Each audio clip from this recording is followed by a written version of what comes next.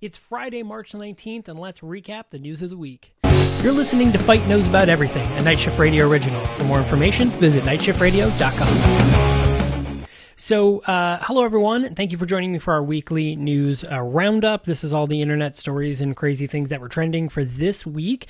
So first off, I want to thank everyone for watching. If you're on YouTube, go ahead and don't forget to like, comment, and subscribe, and hit that little notification bell. That way you get notified whenever I launch new videos, which is every Monday, Wednesday, and Friday.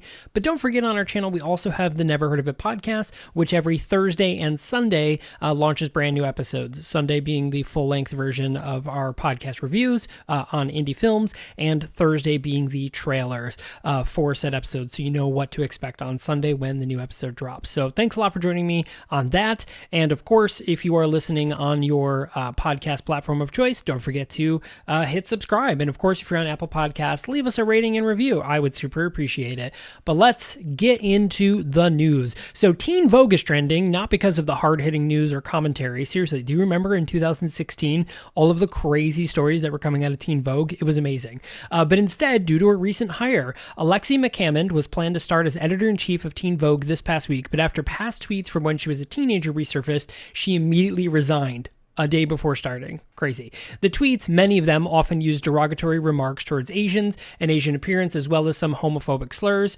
McCammond was previously a prominent political reporter for Axios and a correspondent on MSNBC, and NBC. Obviously, these tweets were very ill-timed. They're always ill-timed, but the announcement of this and the resurfacing of these tweets came in light of the recent shooting that happened just recently, where a guy basically went and killed 8 Asian women, claiming that, he was a sex addict and he couldn't take it. But then the police, basically were like, oh, he was having a bad day.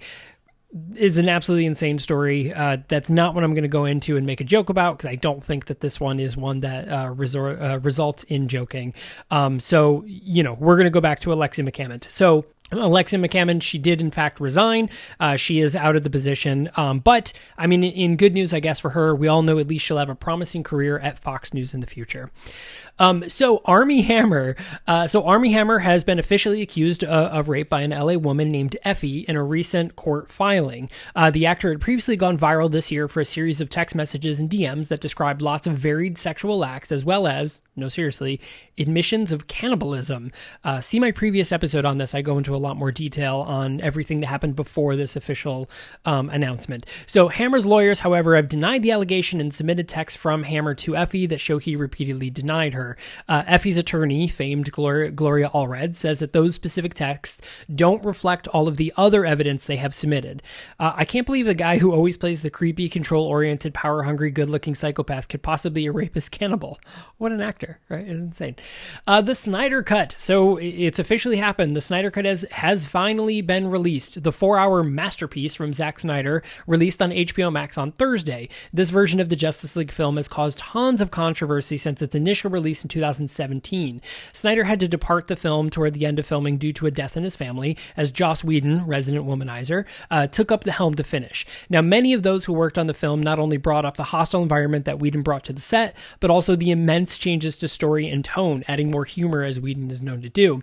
Snyder has gone on record claiming he has not watched Whedon's version, and after a huge social media push by fans, got the green light from Warner Brothers to do reshoots and re-edits of his film. The original film cost $300 million and was mostly panned by critics, earning only $93 million opening weekend, but ended up grossing $627 million worldwide, making back its money. The Snyder version is said to have had an additional budget of $70 million, which includes several reshoots, including a scene from the Jared Leto Joker.